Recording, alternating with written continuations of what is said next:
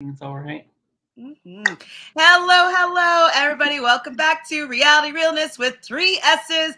I'm your host here, Chantele Francis, with my amazing co-host, Ron, who's going to be gloating and gloating and gloating and gloating. Week one is for me. Yes. And if you don't know what we're talking about, well, we are having a discussion for episode 1, 2, and 3 of Australian Survivor. So how are you doing today, Ron? And how has your week been going since we last spoke? I mean, it's been a sunny day, beautiful day here in Niagara. It's been a great week, and it's been all because of the draft pick. I've been glowing in it, and I've been glowing in it because I know that Sophie is probably encouraging me and everybody else. And I mean, it's just been a great week. It's going to be a nice incline with a really heavy downfall. Yeah, we don't know what's going to happen. Yeah, we do have some friends here joining us, but first, just reminding everybody to please subscribe so we can build a nice group of people that love talking about these shows just as much as we do. So we'll just get started with people already shading me indirectly. Hi, Adrian. Adrian says, so Ron, how does it feel to have a superior team? I'm living in it, and in all honesty, I was every time we saw the photo, I was going, "Oh my God, I'm picking the right people," and I never usually think that I do. So I was living in it, but I agree completely with what we said last week and today. We don't know what's going to happen, so I'm going to revel in it for a little bit, but I'm not. I promise not to rub it in your face. But if Adrian wants to do it, I'll let Adrian do it. You know what though? Like, if you feel like rubbing it in my face, you can. It's totally fine because I would probably be rubbing it in your face if it was the other way around. Well, let's see how week 2 goes. Okay. Let's see how week 2 goes. If I lose 3, well, do you know what though? I have to say that with the people that were leaving, there was always one other person that was very close to leaving that was on your team. Right. It was kind of like, spoiler alert, if you have not watched episode 1, 2, and 3 of the most recent Australian Survivor, we will be talking about the results of these 3 episodes. So if you want to not be spoiled yet, this won't be the podcast for you, because right now I'm just going to mention what we're going to be talking about.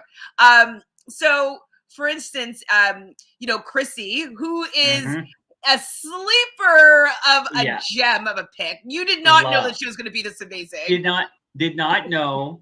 I only saw in her little clips of her personality, and that was the immediate draw for me, was just how she presented herself with like a lot of self-realization that she has zero idea what she's getting into, but she's going to enjoy it. And it's just been so fun to watch.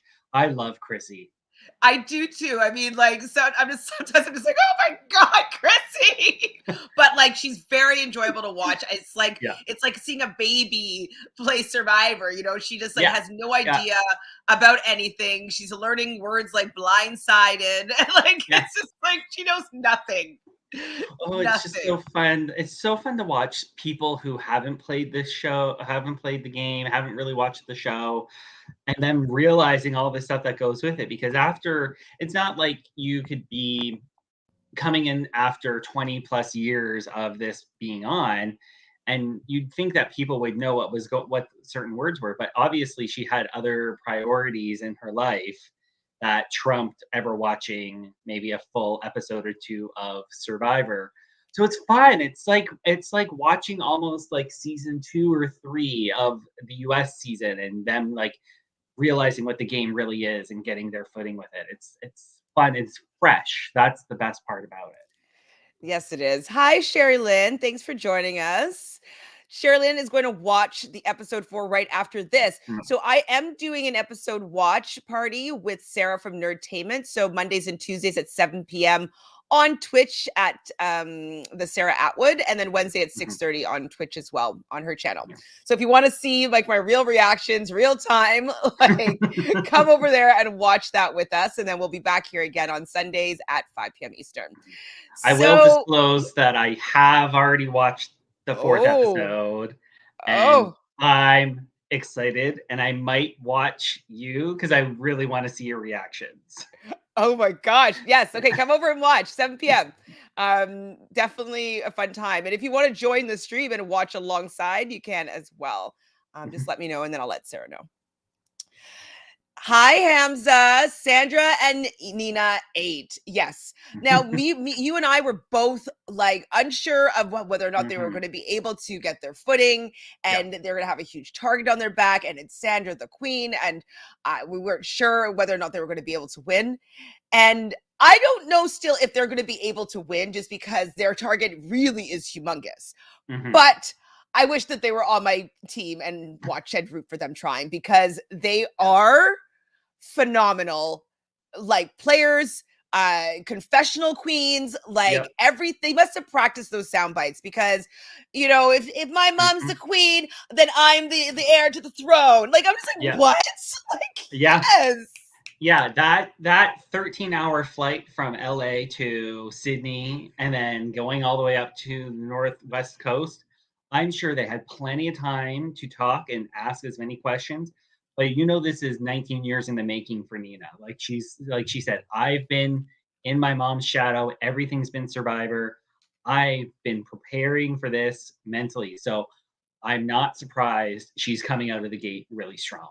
And it's so great to see, because in all honesty, I was a little worried for Nina, because I was worried that she's younger.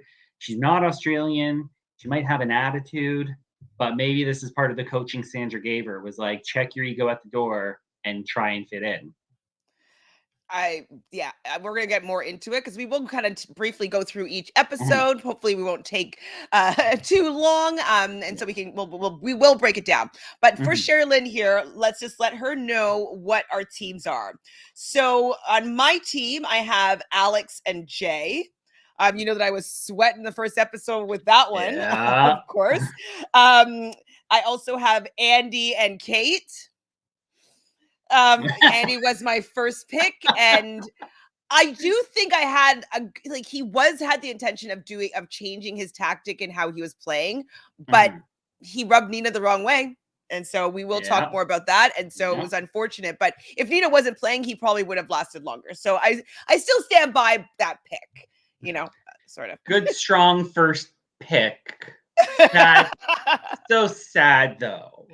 Well, yes, it is sad. And one thing that we did learn too, I think it was the first episode, is that Sandra, and I'm assuming Nina as well, watched all the Australian Survivor seasons. So if I had watched all the Survivor Australian seasons and I'd seen Andy play, and then I'm coming from the States, I might find that he would rub me the wrong way. You know what I mean? I would have maybe used that as an opportunity to get him out. So I can understand why, from Nina's perspective, why maybe he would be somebody that she doesn't get along with, or seems to be sneaky or whatnot, because she just recently watched him be sneaky and, kind of being duplicitous. So I get it. If she wasn't there, he would have stayed. Anyways, that's just a little aside comment. Then I have David and his daughter Brianna. Then I have Jordan and Josh. And I have the sisters KJ and Sophie. And then I have Mark and Sam. And then just to remind you, so that means Ron, you have Amy and Con. Oh, good one. We got Ben and Shael. Yeah. Got Chrissy and Croc. Good pick in the end. We have Jesse and Jordy. We have Mel, the twins that we saw 0 of. Yeah. And then Sandra and Nina. Oh, and one more? No, that's it. Yeah. No, that's so. It. Yeah. I mean, as I said before, no takes weren't that bad, but it just didn't start off well for my team. Yeah. Yeah. I mean, without going off of too much information too, we can just only assume that we're hopeful that we did it. And I did think about it afterward, later in the week, was how would it have gone if we had picked individually, which I don't, we'll maybe privately figure that out one day. But it could have been completely different for you had we gone individual picks. So Well, I think I would have still picked Brianna because she was a super fan. But I don't know, like, order wise, you know what I mean? Like, if I was picking people, you know what? Maybe Sandra and Nina would have been picked more like sooner, just because individually, one of them would be more likely to stay longer. So yeah, that's very true. So it's hard to say. We'll see how this goes. I'm fine with like my team being decimated, pagonged right from the beginning. We're early. We're so early. We have so many more people to go. Yes. Hi, Glenda. Thanks for joining. This has been a great season so far. Absolutely. It's been fabulous. I love Chrissy. Her personality is so fun. Us too. Yeah. Chrissy, our favorite recruit queen. She is so out of her element, and it's fantastic. Yes, season is already. It is it. I mean, I still feel like I love Brain versus Brawn better, but it could be because of how I watched it. So I basically did a 3-day binge over Christmas, and I just watched episode after episode after episode. So I was really able to have that momentum be built and be excited and not have to wait a little bit to see the next episode. So it could be the way that I watched it made me really, really love it. And I love the winner and the final two. Like, I thought it was all great. So we'll see. But like this is second best so far. So it's great. Also, what time is the watch party? So 7 p.m. Monday, 7 p.m. Tuesday, 6:30 Wednesdays. But in my opinion, Nina has less smaller one than Sandra. I guess Target depends. I mean, so. I could easily though see people pitching like, let's weaken Sandra so when we get to merge, they don't have each other. Like, which is a little surprising that they haven't brought that up yet, considering they had 2 opportunities to get rid of somebody. Would have maybe been smart to think that way, but we're playing with people who are also thinking along the lines of we need strength for challenges, and Nina's proven so far that she's really good with the challenges. So I have to say, like, one thing that Australian Survivor does really, really well is the packages that they present for these players are so excellent. It's like a mini movie that we're watching when we see them in their life, whether they're going out on the surf or, you know, we see a package in episode 3 with Brianna and the roller skating. Like, all of their packages are amazing. And I just felt that the beginning was super badass. 47 long ass days, though. Do you think that you can 39 or 47 or neither? I was excited about 26 because I figured 26 would be easy enough, but the pace of the game would be too hard.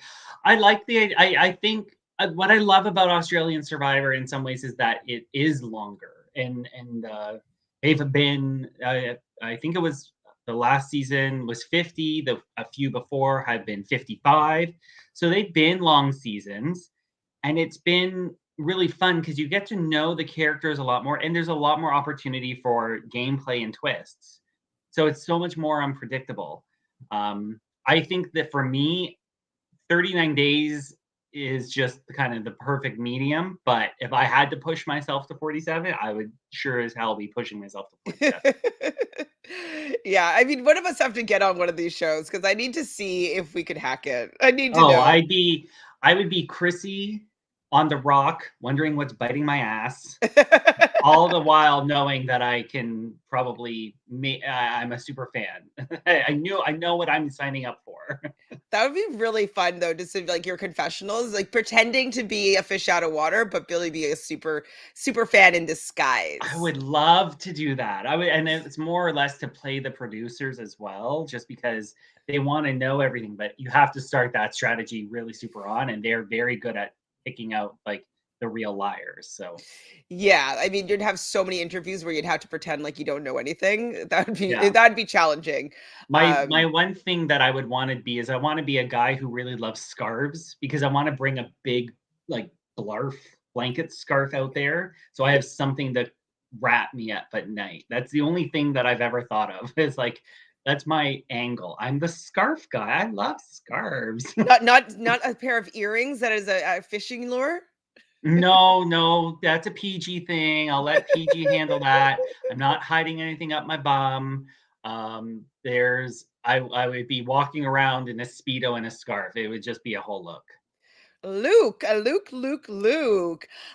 We find out about that Christy knows nothing about the game. That she has a family of adopted children, which I thought was really unique and interesting. I wrote down smiling assassin being Kate. Is that Andy's Kate that's the smiling assassin? Yeah, I think that's the one that Andy describes her as what you just said. Smiling assassin. Yeah. Yeah, that's his secret weapon, is bringing in his sister, who's like a really sweet person, but has a killer instinct, I guess. I guess. Well, I guess like he's hoping to weaponize her and being like get to be able, if they're playing on the same team together, her making nice and being friends with people, and then Andy making the moves to stab them in the back, basically. I think is what his intentions were. So I really liked Andy in this opening scene. Like I thought that, you know, he looked at and he realized what he had done wrong, and he was trying to rectify it. And you see him and Kate talking, and she's like, well, you're gonna have to like get along with people, and he's like, oh, not good at that. Like I love that she recognizes his weaknesses as well, and I thought that they had a good relationship, so I was rooting for them to do well when I saw this. It would be smart for him to utilize that person who is a more personal person to do. Like if it was me and Phil, we're both very social people, but I'm more talkative. And so it might be better for me to talk with people more and get to know them, because I might take the opportunity to ask them questions and try to relate to them on another level. Does not mean that we're both not showboats. We would definitely be trying to, hey guys, we're Ron and Phil. Hey, welcome us to the tribe. Look at my blurfed. What is it called? Blarf. My blarf. My blarf. Yeah. So it's good to have, it would be good to have somebody that does that, but when they realize potentially what the twist is going to be, you're like, okay, I'm one weapon down now. So Mark and Sam, we know them from a previous season of Australian Survivor. We talked about it with them already. I didn't realize that they had a family now, which I thought was really great. I love seeing anybody that meets on reality TV shows, and it's because that's one of the reasons why I want to go on one of these shows. Is like I think that the experience is so unique that you only get to share with a certain amount of people, that it's very fate, and it's very like on life purpose, and like you were supposed to meet these people. So I just think it is so magical when I see people like find a lasting partner on these shows. So I love seeing them together, and I love that they have a family starting, and I love that they're both playing again. Yeah, no, it's beautiful to see, because I remember the two of them in the second season of Australian Survivor, or whatever number that they call it. But they had this interesting dynamic that you knew that something was there. It was beyond the game. You could recognize it. And I know that that's why the other castaways saw it as well, because they were like, we have to stop this, because this is going to just progress. They're going to be Rob and Amber if we do not help out getting them out of the game. So it was smart of them to do it, but it's also really fun to see two people who did meet on the game and they're coming back to do this, because if they've done what Andy did and they learned their lessons about what they did wrong the last time, hopefully they can go a lot further and work off of those mistakes and grow. And that will only make their relationship a lot stronger as well, because they've got to do it twice together. That's amazing. Yeah. I love it. I mean, yeah, I want to follow their relationship now. Like, I'm really happy that I have them on my team, even though Sam's stressing me out already. I was like, oh, there she is. That's the Sam I remember. Like, I couldn't remember before. And I'm like, oh, yeah, she gets squirrely and nervous. She was popping out of there. She was coming out of that old thing. And some habits die hard, I guess. Maybe that's just a personality trait of her. And if it is, it works for her in some ways. In some ways it doesn't. So, but I do think that from what I've seen these last 3 episodes, that Mark is in, I think, the best position to win right now. So huge. Yeah. I'm happy that I have him, right? Who cares if these first 3 people are gone off my team? Like, I think I have the winner. So well, I guess you might have the winner. No, Mark's doing great. I love it. I love seeing him step up as, you know, the silent leader of the tribe. Yeah, second in command, really, you know, like, yeah, me too. letting other people do their thing, but he's also really calling a lot of the shots of what's happening. Like seeing him in the challenges, it's like I would want to be on his tribe because I'd be like, yes, I will listen to whatever you want me to do. Just Yeah, tell me, I will follow you. his authority is very attractive. Mm. We meet Amy and Con. They're both very likable. I was very jealous now that I saw them a little bit in action. I can't wait to see more from the both of them, and we're going to probably talk about King Con very soon. Yes. Now, what did you think about Sandra's subtle entrance into the game? As soon as I heard the helicopter propellers in the background, I was like, no, don't do this to them. Like they're already going to be so, you know, in the spotlight. But I was thinking about it afterwards. It's like there was no other way for them to really come in because they had to come in a helicopter, a boat, their own truck. Like if they just popped out from behind a bush, even then it would still be a little weird because it would just be like, you are making the spectacle. But she was going to be the spectacle regardless. If you're walking in a long single line and you're looking around, yeah, if you know the show, you might look back and go, oh, I know Mark and Sam, or I know Andy. But if you look back and see Sandra, she's stopping the audience. She's stopping them in their tracks so they can talk to her. So it's probably better that they came in that way. But it was worried it was going to put a bigger target on both her and Nina. It's a huge target on their head. I mean, we as you said, we know that she's gonna have it, but like just hearing the I was just like, oh my gosh, and be like, oh, two-time winner, queen of survive, like even giving her the moniker of like double two-time queen, like. You don't even just let her that be like in the background a little bit. Like if people don't know who she is, they can talk amongst themselves. Like he had to lay it out there and be like, and her daughter, who's probably learned everything about what the game. Like it's just like Jonathan. Yeah. Well, thinking back on some of the commentary the hosts provide too, and Jeff included, sometimes they point out those things that really got them casted on the show. Like you are a ex-NFL player, you've won World Series baseball, you are a poker champion. Like they point out some of these things to people to remind them like who they are. And Sandra's title is no less threatening than somebody who's won maybe a major league championship. Like they are just on a similar level. They just haven't played this game before, but they understand competition. So she was going to be a target no matter what, but everybody's going to be a target if they're being pointed out for something like that. Jonathan's just going to take the opportunity to keep pointing it out. Exactly. And I mean, I think that they probably paid Sandra and her daughter a lot of money to show up. So they want to make as big a fanfare as possible. Absolutely. It's surprising that they didn't make it accessible to Americans because I thought that that's why they were trying to bring this draw in.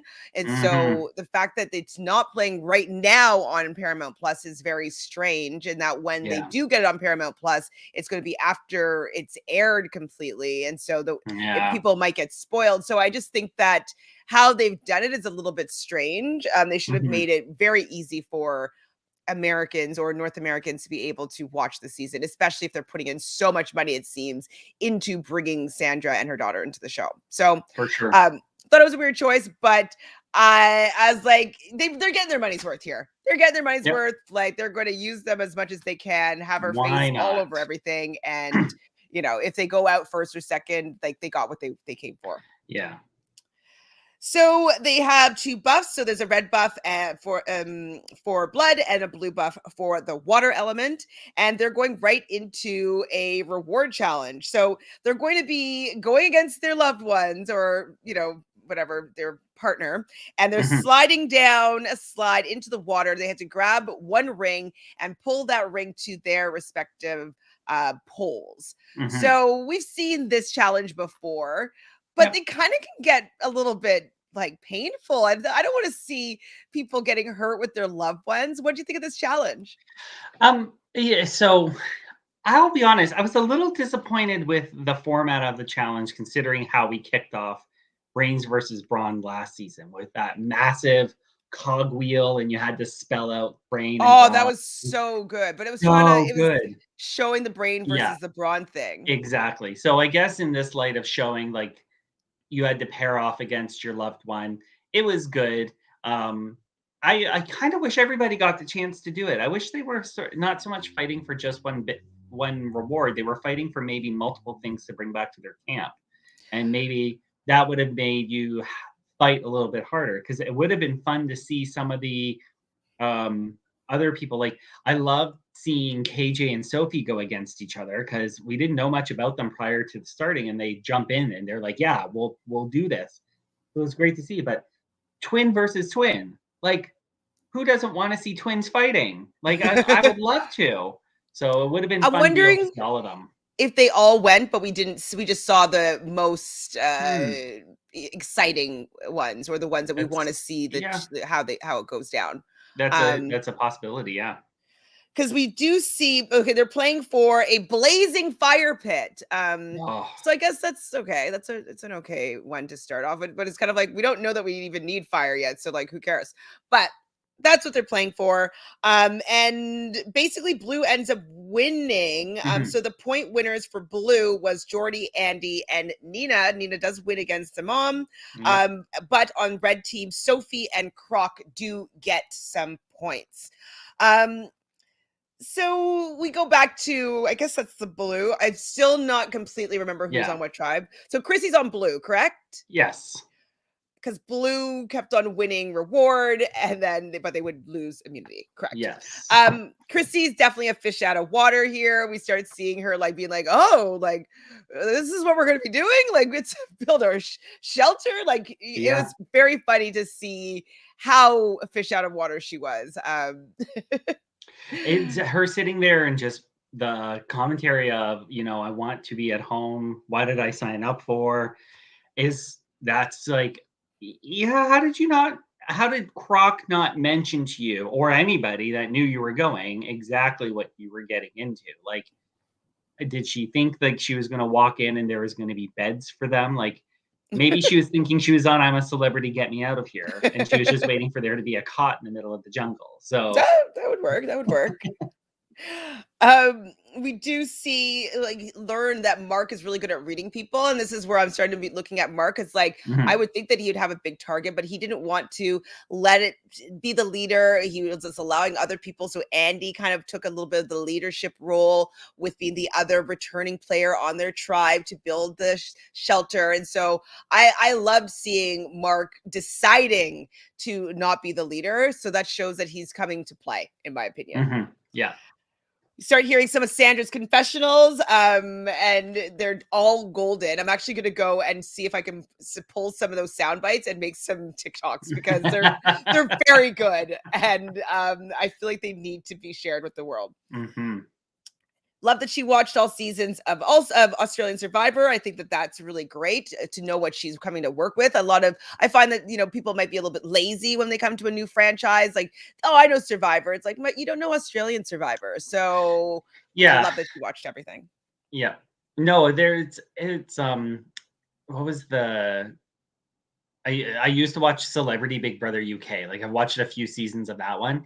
And it's funny to watch some of the American people come over who are like, well, I know how they play it in the US, and they're trying to play the big strategy side of it. And they're like, no, like, you can't talk about who you're voting out, sort of thing. Like, there's certain rules. And it's not too different from what US or New Zealand, or I'm going to assume South Africa, although it's on my watch list, I promise, do. But it's just, how do you not know the basics? Like, know the basics. You know the basics. Seriously. The basics. Know the basics. Which she does, which is very refreshing. I love learning that Sophie was a WAG, so that's wives and girlfriends of professional players. And now, I guess she's divorced now and has a girlfriend and a company. So I'm like, okay, love the lifestyle, sexuality chain, all of the above. I think it's pretty amazing that girls do that in your adult years, Yeah. And if you learn about those things and you hear her story, and it all depends on what she shares to her tribe, or if you're there, and if she's holding back on strategy, she probably doesn't want to talk too much. But that's the type of thing that you want to listen to for is like, how do you live your life? Because how you live your life is basically going to how you play the game of Survivor as well. And she takes charge. And if she's taking charge of her life and she's taking charge of her sexuality and she's taking charge of who she is and her business, she's a take charge person. You are going to want to watch out for people like that who might be looking for those leadership opportunities. Even though she doesn't want it, she's going to get it because this is your root of your personality comes out. You can't hide anywhere in Survivor. So I can't wait to see it though. I'm very happy that I have this team. Hi, Sophie. Thanks for joining us. I'm sure Sophie's probably talking to you. Oh, thanks, when Sophie. They say hi, beautiful lady, because your team is doing a lot better. Sherry, oof. I guess she's talking about my team. But I think that Casey and Sophie will do well. Yeah, I really do. I think that and it's Casey that's the super fan. So like that's KJ. awesome. It's Sorry. KJ. Sorry. Sorry, Sherry. Sorry, Chantele, but it's KJ. Yes, it is KJ. I have it in my notes, KJ, but I'm just reading it off here. Yeah. And you are right. Thank you for correcting me. I will not make that mistake ever again. Hopefully. Or am I getting tired of you, Sophie? Never. What are you doing live? I think I'm going to go live after the episode. Jojo might be joining me tonight after it airs. If anybody else wants to join me, let me know. Other than that, I would be going by myself, but I will be going live for sure. I'm going to skip the Big Brother ones because we have a lot to get to here. Holy guacamole. We have 3 episodes. Okay, sorry. When does Survivor Australia end? Since US Survivor starts in a few weeks. Ending. How many weeks is this? This one is going to go long because they drag it out. So I think the last one ended It'll be May. Probably 8. Oh, it's going to go all the way to May. I was thinking like if May there's or April, 24 episodes and 3 episodes. Oh, hold on. I'm on the Wikipedia page. It doesn't say the end date yet, just the release date. Yeah. So I'm thinking though, say 10 weeks. So 2 months from last week or 2 months from next week. So 10 weeks is March, 30 April. Episodes. So maybe. You think it's going to all the way to 30? Okay. They did 24 episodes in the last season, and it went from mid-July to the end of September, to mid-September. So it was 2 months. So yeah, so maybe I'm too long. Yeah, it could be mid-April. I feel that. Thank you for the super chat, Sophie. Much appreciated. We will be going live. If at worst, I'll be going live with Couch Potato Queens and I'll pop onto their channel. But I think I'll be going live on my own after the episode. All right, Sherilyn. So do they think that the pairs thought that they'd be on the same team from the start and knew that they would be on a separate tribe? I think that they implied that they would be on the working together on the same teams. But me as a viewer, I kind of assumed that they wouldn't be. So yeah, I think if you're familiar with the season franchise, they've done it twice in America. They never had them on the same tribe at the start. I would be very shocked if they did it. It would be a really cool twist because that would add a whole other level to it. But I think they wouldn't want to have too many opportunities for like ties and that. They want to see everybody play individually versus playing under the pressures of your pair. Yeah.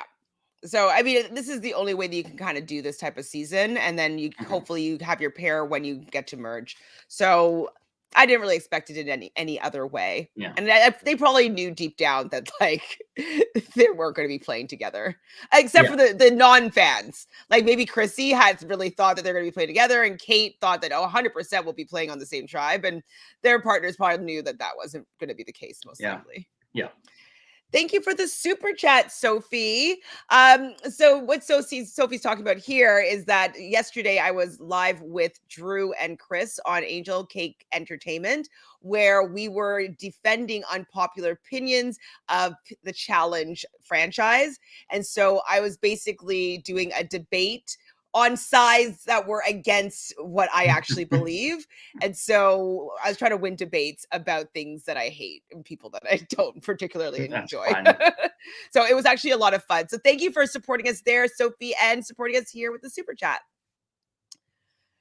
So Adrian says, to me, I still think Shay might have a shot, and her voting out Brie might improve her position of the tribe. Yes, we will get to that in a moment. All right, so I'm going to catch back up on this episode. So Shayel is a massive fan of the game. So I love that. I love hearing fans of the game getting on the show, getting out to live out their dreams. So I'm always going to be supportive of a fan. She's a surfer. Her and Brianna seem to be getting along quite well. Shay is out and she finds a clue for an idol, and she tells Brianna about it. What do you think about her telling Brie about that clue? I think it's good that she had somebody that she felt like she could share that with. That'd be a lot of pressure. And especially because the clue read that you had to pick up the idol at tribal council. So you needed that sort of defense or somebody to help you out. And we see that eventually, but you probably wanted to have somebody who you could sit with and rely on. Yeah, I mean, I would, if it's something where I had to like figure something out, I would want to have maybe a partner in crime. This could lock in a final two or a confidant if you chose correctly, chose wisely. So it is an opportunity to build trust with somebody and then also have somebody help you find something if that's the case. I don't remember hearing it, but it seems as though it said that there may be multiple clues of the same clue. Did you hear what exactly it said? Yeah, so at the bottom of the clue, it said that there is another clue out there. So there was going to be at least 2 people finding the same clue. And we do see that eventually with Chrissy, she finds the second clue, which is to me just the perfect person to find the second clue. Who's going like, there's a piece of paper right here and there's a bunch of people around. What do I do with it? I'm going to pick it up and just take it away. Yeah. I would, if it was a super fan like us, I'm sure if we were reaching down and we saw that it was there, you'd be holding on to that root of the tree to try and be like, don't let anybody see it. But there were so many people around when she found it. It was probably very difficult. And I imagine there might have been a conversation of her asking, what do I do?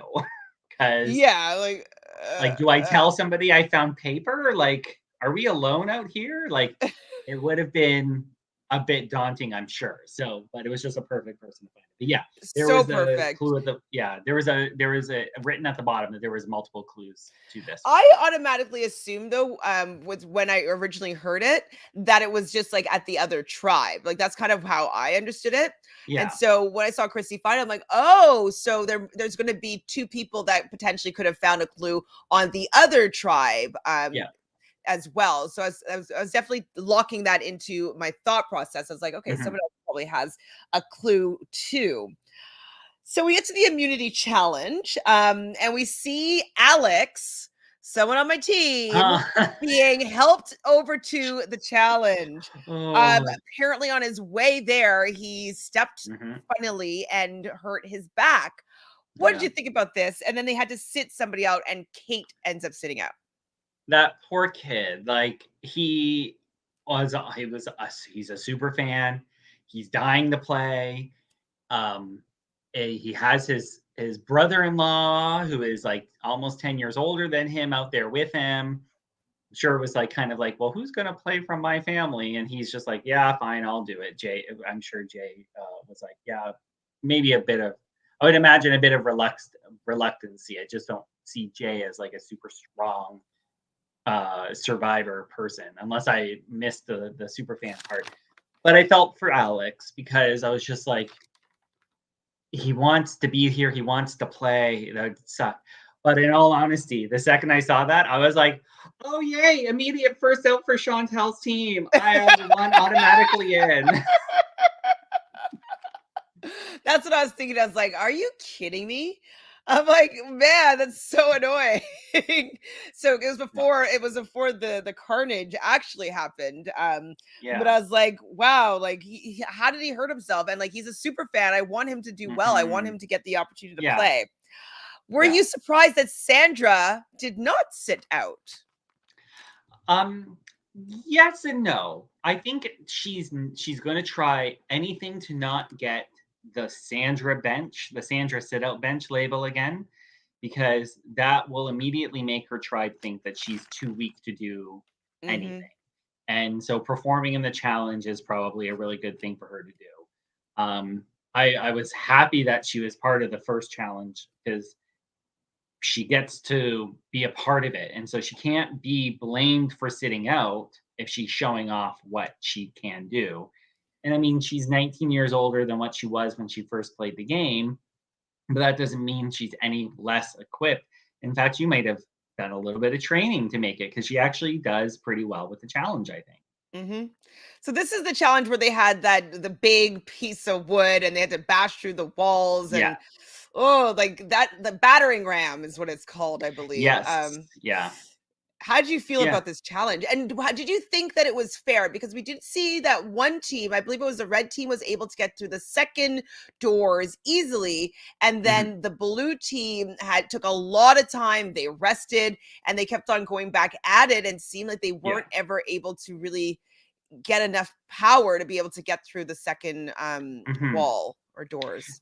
So I know a lot of comments from people before the show, and I didn't read too many people's comments. I'm not a huge, I don't read too much about what other people's thoughts are. I only care about your and my thoughts. But the red tribe, when you looked at it, looked a lot stronger than the blue tribe. And if you're looking at powerhouses, Mark is the beast of the tribe in terms of like looking like the big brick wall that's going to damage everything to get through. So there might have been a bit of an unfair advantage in terms of like that upper body strength to be able to swing it. But they have used this challenge before in the past. And I think a big part of it is making sure you do have that rhythm and that you're going with it. And the blue tribe was just having a struggle to get their rhythm. They eventually got it, but I don't think it was uneven in terms of you can get through it. Like, my thing I would always remind myself is, if I was out there, would be, these challenges are not impossible to do. They can be done. And so you just got to have the mentality to keep going with it. And I think when we're watching it and seeing the blame being placed on Chrissy, it's not just her who's taking the breaks. They just needed one person to kind of shine a light on. And so everybody was I'm sure was struggling with it. If it's like 45, 50 degrees outside, you're not going to be able to keep doing that consistently. Yeah, totally. And some other people have been also mentioning that maybe the way the wood was set up as well, like just you can't guarantee that the way the wood is kind of formed, it could be a little bit stronger in one place than another place, just because it's not going to be exactly consistent wood. So that was another thought, that maybe that they had like a harder piece of wood as well, and they were down some male strength on their tribe. So I was expecting them not to win no matter what. As soon as I saw that Alex wasn't participating and it was something that needed that physical upper body strength, I didn't really think that blue was going to be able to pull it through. But we were right here.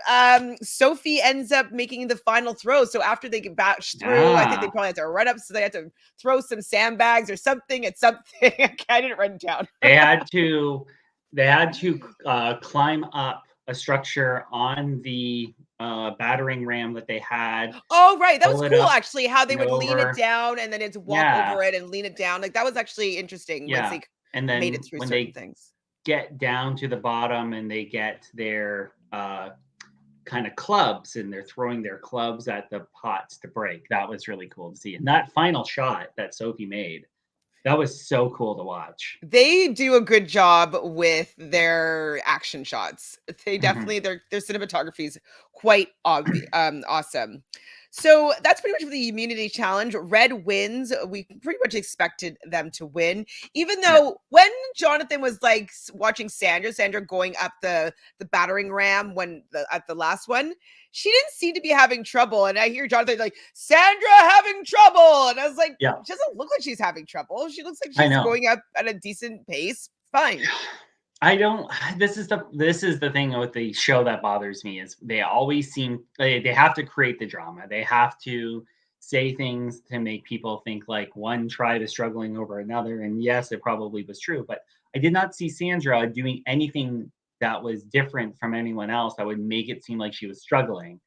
And it always seems like there's one woman they always pick on at a challenge to say they're struggling. I'm sure there was men who were struggling with this, especially after having to go through that whole obstacle course. I'm sure there was like people who were like really physically having a tough time getting through. So that bothers me. I try to look past it because I just stare at Jonathan's eyes and know that life is going to be okay. So, or him going down the slide, imagining him again, with shirt off. That was such a fun little clip. Oh, good old Instagram. So I wrote down the obvious vote is Alex. I was like, oh my gosh, the obvious vote, Alex. So Shay and Brianna using the idol. What am I writing here? So basically, do they know where the idol is at this point? Does it say? It said that it's on the podium, says in right? the clue that it's in the podium, Jonathan's podium at Tribal Council. So now that they're going to Tribal Council, they're making a plan of how to get this idol because they want to have that. And the plan I think that they were thinking of was to use it on Alex potentially and get Chrissy out. Like they wanted to make a really big move off the bat. And they had this idea that they were going to do it. But going back to the discovery of the clues, they knew that Chrissy had this clue. They knew who the other person was. So they were like, okay, well, we've got to take out Chrissy. And I think it's just because she may have been the mom figure, a little bit older, maybe a bit bossy. But you know who has the other clue. I just kept going, why are you not trying to get Chrissy in on the plan? Like, get her to help you out. Chrissy out. Now, was another question that I had about that clue. I should have rewatched it, but did it say that it had to be used that tribal? No. The idol? No. So I guess it would be in public. And so it's like me just going like this and grabbing it and you see it happening.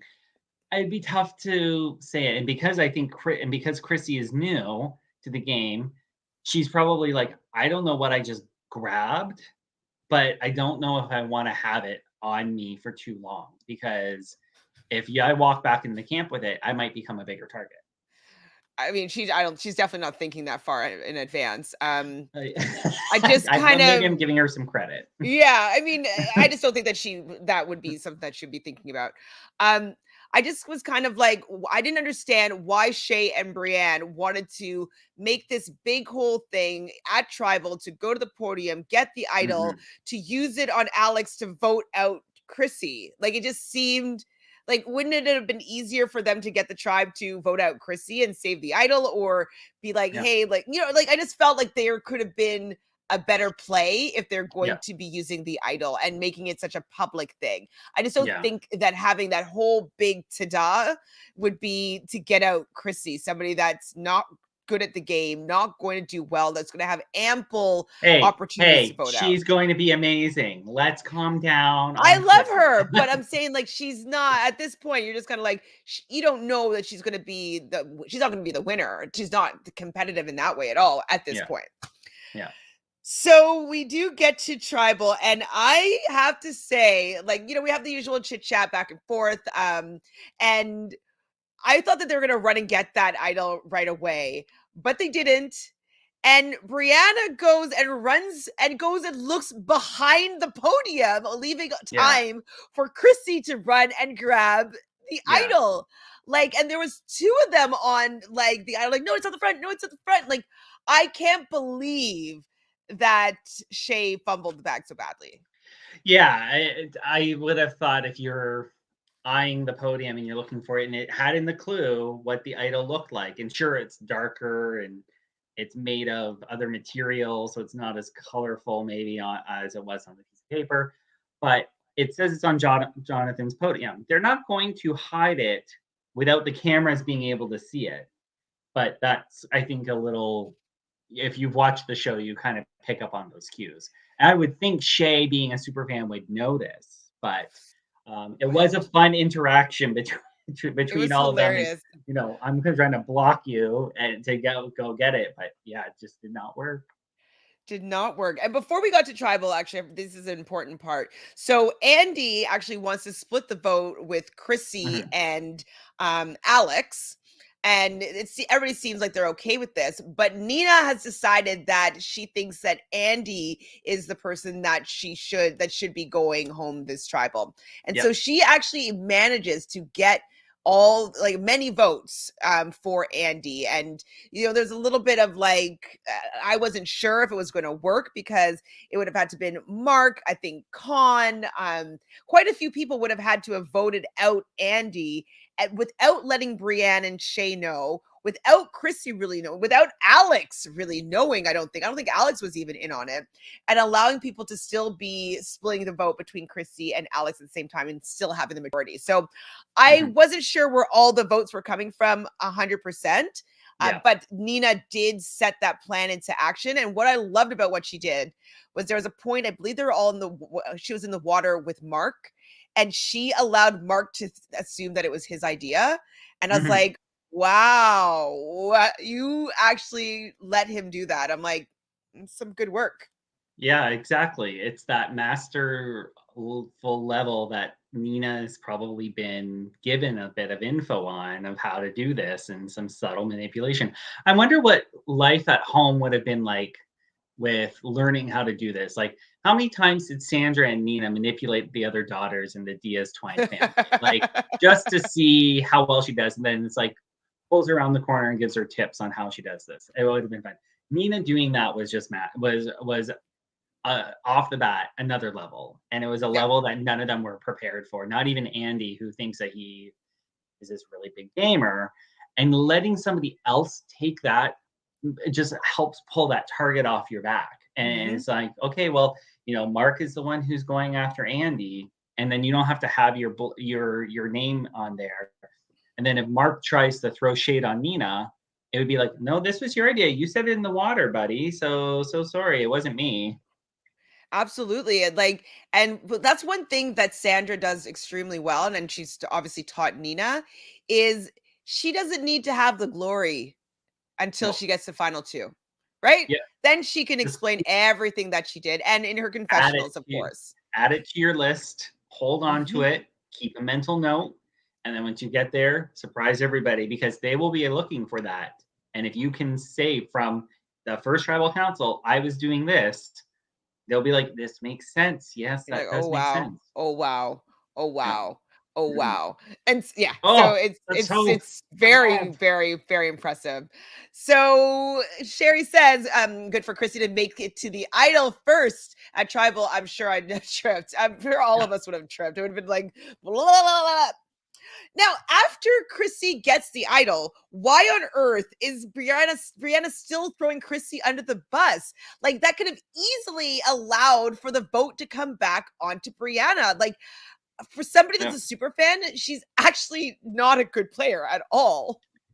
Well, I mean, super fans are great, but they're not always the best players. And to me, it was ego. It was all Brianna wanted to do was to shine, because she's used to probably shining and being in the spotlight. And so she wanted to have that.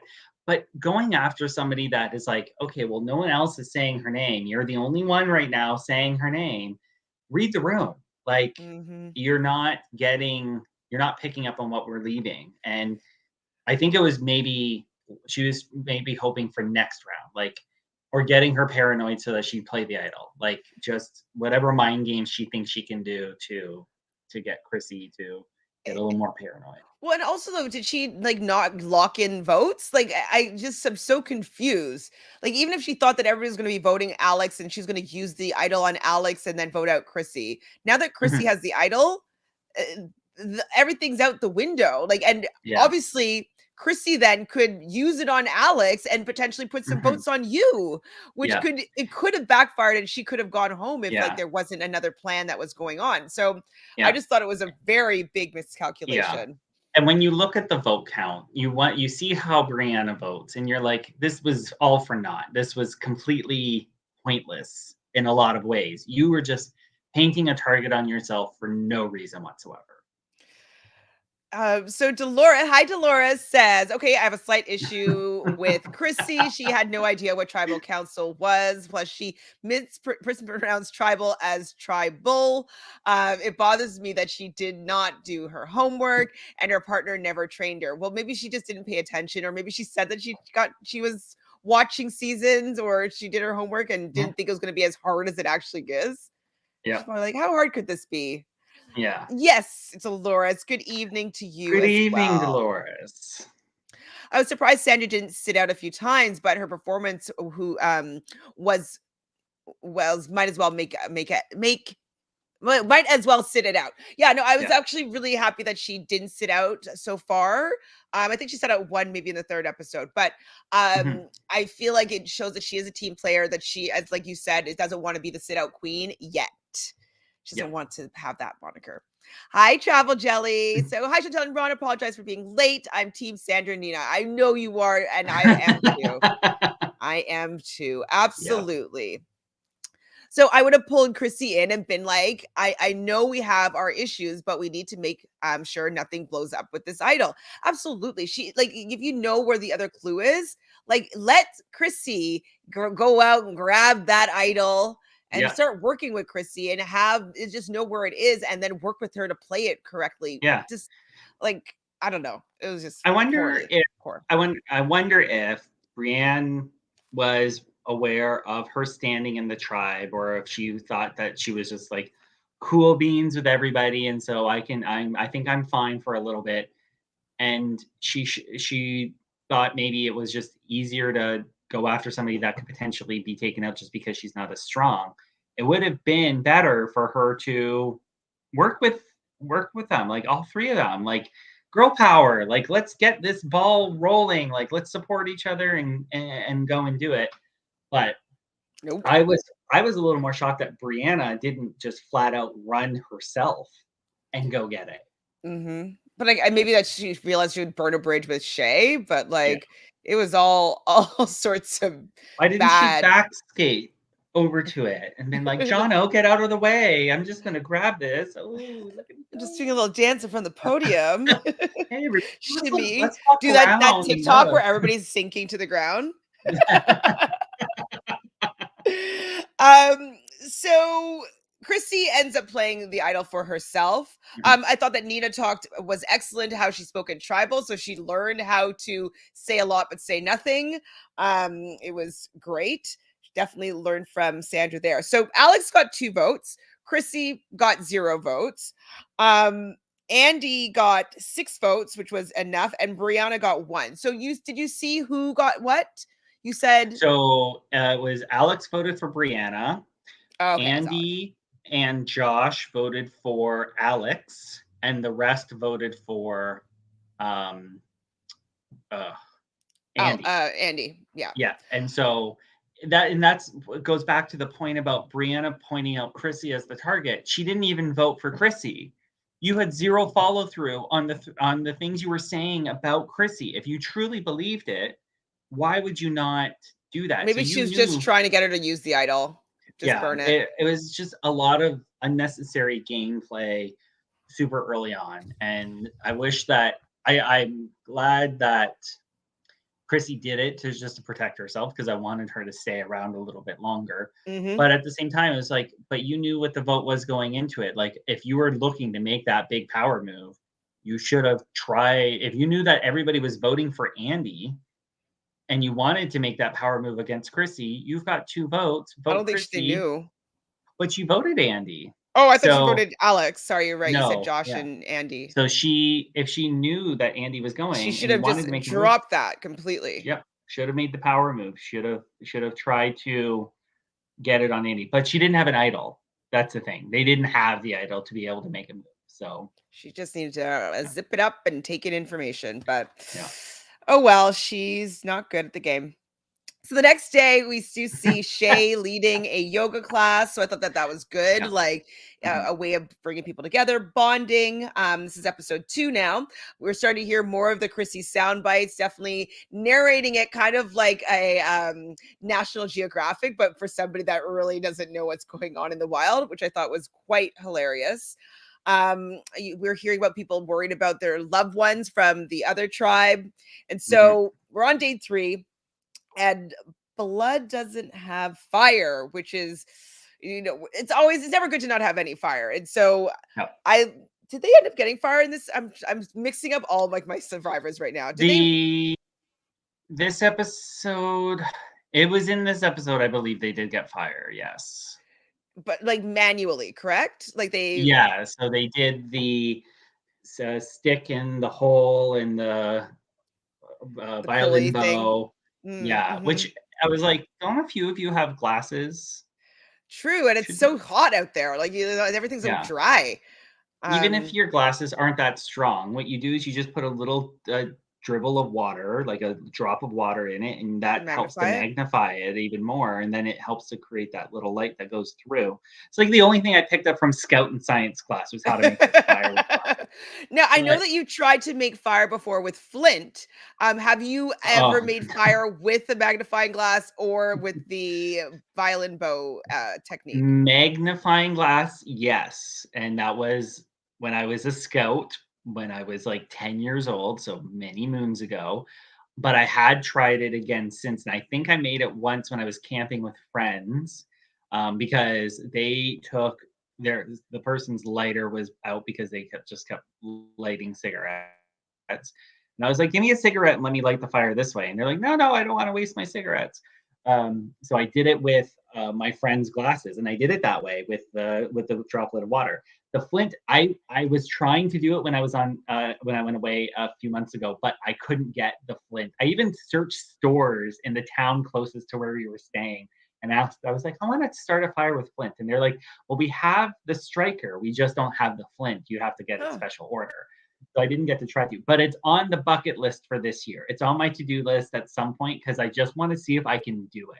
Because I think it would be really fun to be able to have that. Should we go, like, when I come and visit Niagara, maybe we'll just do like a fire making party, and we'll just see if we can. I'll bring the flint. Yeah, you bring the flint. We'll find a winery that has fire pits. There's tons of them, and I'm sure they'll let us. They'll probably be like, "Oh, we'll set this up nicely." Like, no, we're doing Survivor now. Leave me alone with my ripe bananas. Okay, your deal. We're making this happen as soon as like winter's over. So Sophie tells Sandra that a lot of people really want her in the game and want to work with her, which I thought was great. Sandra's clearly relieved that this is the case because she was obviously worried that people are going to want to get her out right away. So I love that. But then you get a soundbite of Sandra saying, like, I come for the jugular. I'm just like, Sandra, God, you're so vile. I mean, you're so like fiery and so like just cutthroat. It's amazing. But man, when people watch that back, they're going to be like, man, like, I can't believe we didn't get her out when we could. She's making fun of us this whole time. Well, I'm sure she's a lot more exuberant during the confessionals than she is in the tribe. Like, she's very smart at playing the game, but it's true. Like, that's perfect. That's part of the strategy, is make them like you enough because you have this giant target on you that they want you to stick around. And I'm sure a lot of them were fangirling or fanboying. I'll be completely honest. If I saw Sandra walk up on next to me and she's on my tribe, I am doing anything I can to make sure she is my number one ally. And it's just simply because I know she's going to play a really aggressive game. I don't want to go against that. That's kind of like what Parvati did with Russell in Heroes versus Villains. I don't want to be on his bad side. I would not want to be on her bad side. No. So I will help you stay for as long as I can. If you are in a bad seat though, screw you. You're by yourself. I'm jumping ship and I'm going with the majority. So see you later, Sandra. So Dolores says, in interview, we learned that it had to be used only at that tribal. Okay. So that makes a lot of sense then, for sure. I think it was disclosed in a parade exit. Was it Mike Bloom? Is he doing those exits? My reaction to the idol is on Twitter. Yeah, it is. I was like, I'm gonna have to get Twitter again so I can go see this. I'll send you the clip. It's very funny. So Glennon was confused with Shay looking in the wrong direction. Yeah, I was like, why is she going that way? And I actually thought that Shay got it in the end because he only saw the lap at one point, and then I realized that it was Chrissy that had it. But I did think that Shay must have got it for sure. But yeah, oh, that was a nail biting situation for me. I was like, no, Chrissy, get it, Chrissy, get it. Right? Oh my gosh. Okay, funny the one who knows nothing about the show gets the idol. Ironic, don't you think? Absolutely. Of course it was ironic. Like, well, Shay's supposed to be a super fan, but she's looking behind the podium. Like, how would that be a thing? And so you had a year to watch Winners at War, and I know on the Australian Survivor or on Paramount Plus, they have all the seasons. They have 40. I had the VPN and I had the app, so I looked. So I know they have it. You saw Adam do that, which is the inspiration behind this. 100%. So you saw Adam do it. Why are you going behind? What are you looking for? Are you looking for Jonathan's snacks? You're not getting any. Oh, maybe something's going on that we don't know about. Something's hidden behind the podium. Oh, that would be a fun twist. She's on her knees. No, just kidding. Just kidding. Travel Jelly says, I will say one thing. Australian Survivor is kicking. Lacking. Sorry, I'm not wearing glasses. Sorry, guys. Australian Survivor is lacking is Lamar Odom's one-liners during live eviction. Yes. Have you been watching Celebrity Big Brother?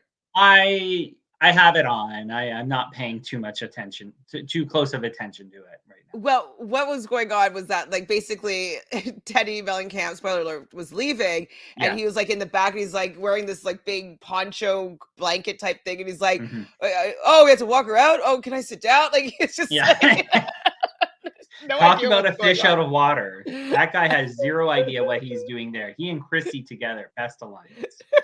That would be a good dynamic duo. They should do the Amazing Race together. Oh Lord.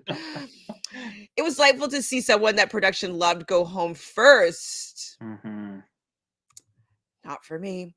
It's so refreshing seeing challenges that isn't just an obstacle course and then a puzzle. Yeah. Shay and Ben are one hot couple. They are very attractive. Can't deny it, especially when he just starts wearing the bikini briefs. I'm not upset. And I'm not upset about Shay. She's a feisty cutie. Like, they are a power couple. I'm liking her more.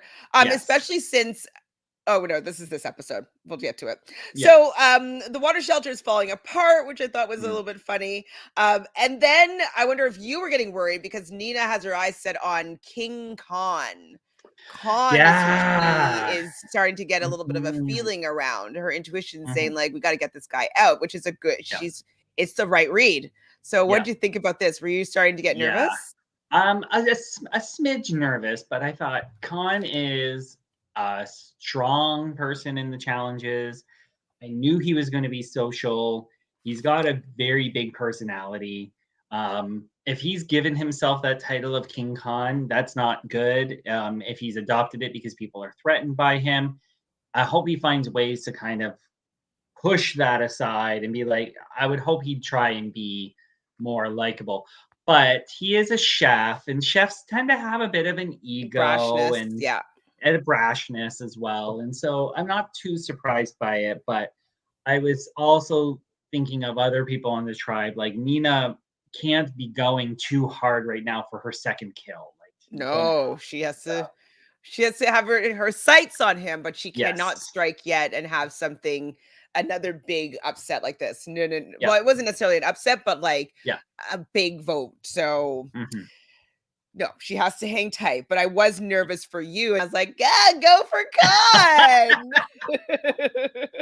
Because Khan would be a big player to take out. Yeah, he'd be a huge player to take out this early in the game. And they're talking about returning players and what they did. He's competed twice on Master Chef. That's not an easy show to compete on. That's a lot of skill-based show. And there's probably a bit of manipulation involved with it. Like, he's got that mindset. So yeah, he's a strong person to go for, but I think he's too strong of a person to go out second vote, especially right after Andy. Like, because Agreed. then I think that leaves the door open for all those other strong players to be targeted a lot earlier than they want to be.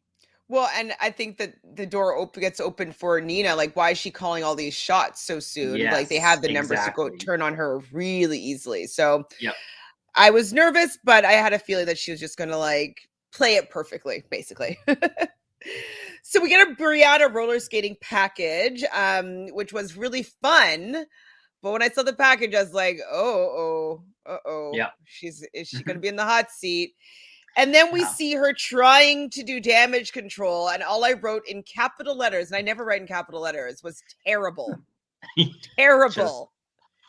Terrible. This is an unfortunate example of a super fan who just doesn't get it. Like, you can watch the show. I didn't see who her favorite player was, but if she lists Rupert or Ozzy, like, I know she's not a really big super fan because she's not picking people who really know the real fine-tuned points of the game. Mm-hmm. And I'll be honest, when I saw the packet of her, I was like, okay, maybe we're now getting off of Khan and Nina and we're focusing back on this girl who's just burying herself way too early.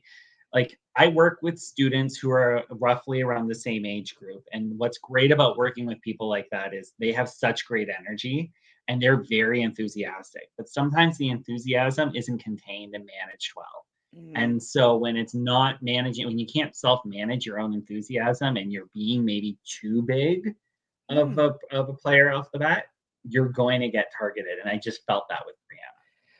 Well, what I that makes a lot of sense because I didn't understand why she wouldn't just tone it down a little bit and just be like, hey guys, I'm so sorry. Like, this is where I was thinking. It was first tribal jitters. Like, I really want to be here and just apologize to Chrissy and just be like, I didn't even know why I was coming for you. It didn't make any sense.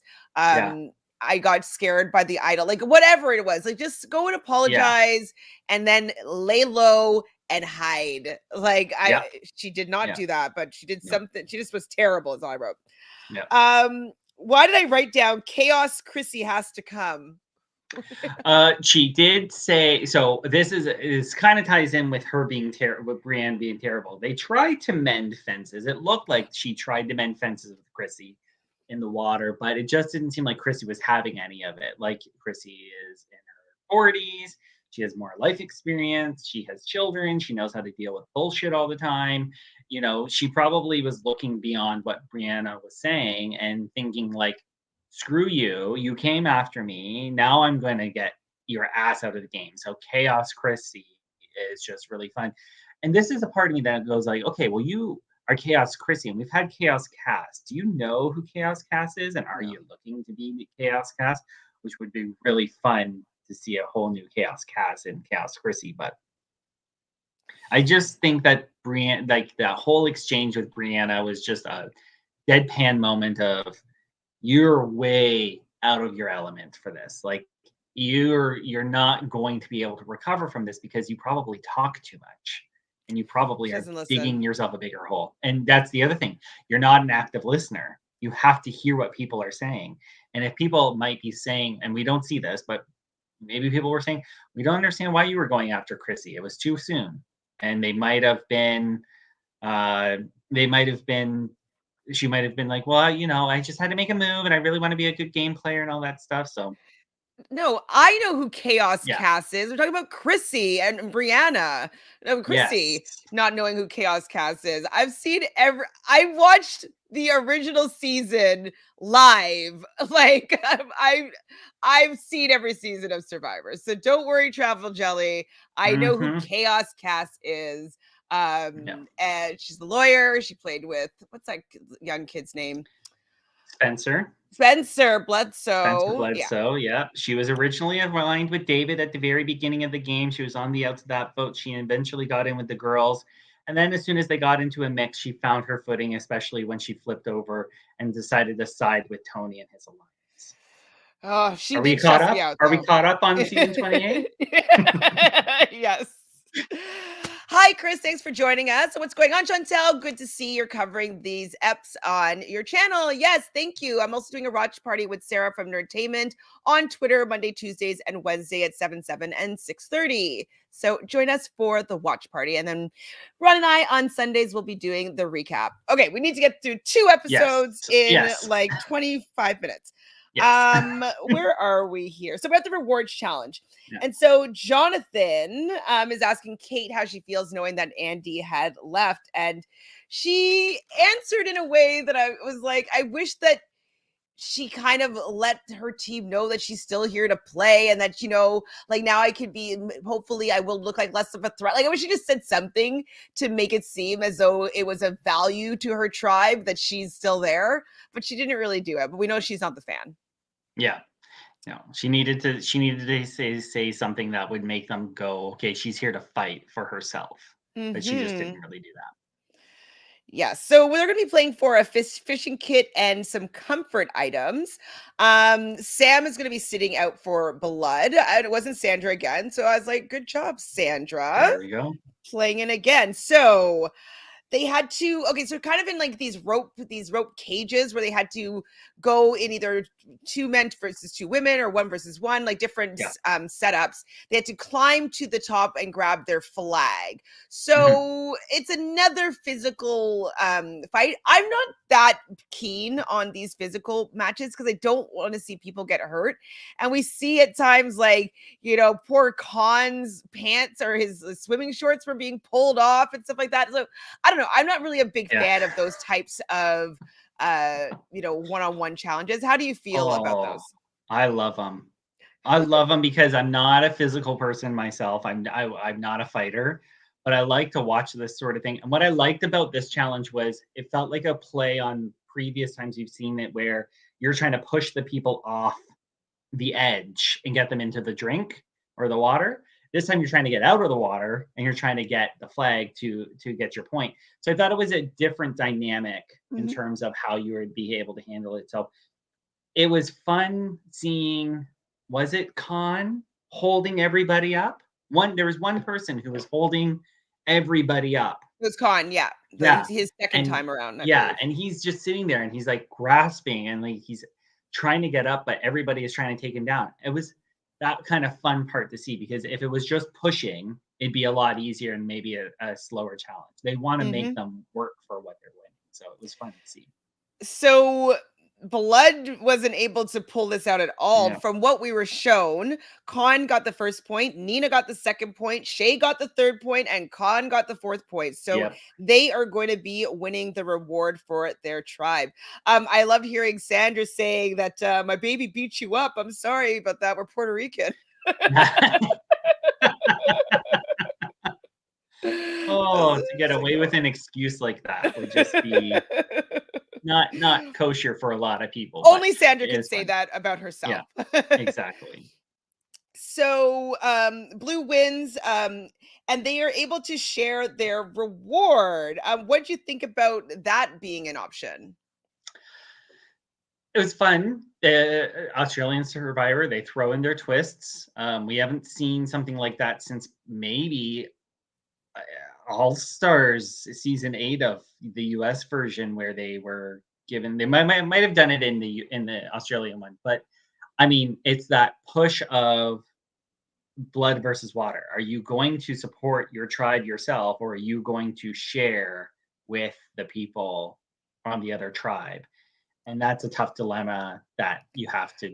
I thought they'd just like give them like one pillow, like because they got the fishing kit and comfort items. They got to give them all the comfort items. Like, no, give them one pillow if you're going to be sharing, not the whole thing. That's what I thought. Exactly. Yeah. Just screw your loved ones. Just you take the loved ones. That's right. Yeah. You just take this half of a blanket, figure your shit out, and we'll see you at the next challenge. Yeah. So back at camp, Brianna is like very obviously going through the fishing kit, pretending like she's seeing what's in there when you know that she's looking for an advantage or an idol. What did you think about that? Oh my gosh. Again, another rookie mistake. If you're a super fan, you know, yes, there's probably something hidden in one of these things that are there. but don't make it obvious. Don't hoard the thing in front of you and scoop through it so that you do it, because you're going to be caught anyways. What are you going to do? Put it down your top? Like, people are going to see you do this. It was just another level on the idiocy, unfortunately, that she possesses when it comes to this game. And people were watching, and I would be doing the same.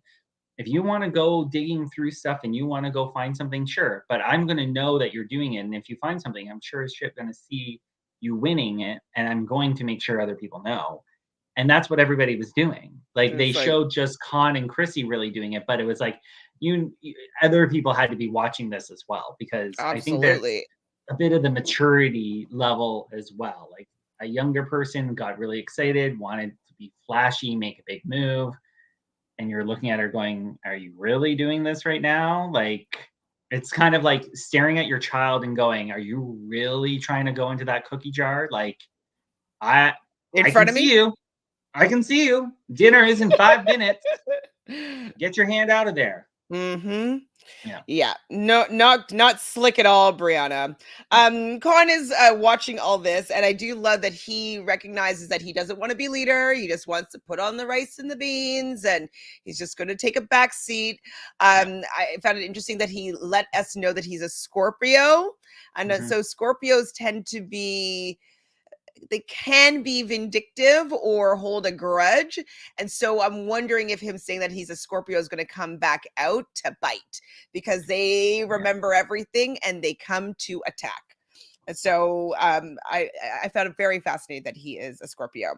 So back over on the Blood Tribe, Kate is kind of feeling a little bit out of place. She's not involved in any of the chats, any of the Alliance chats. And then we get a Sam package. I was like, what?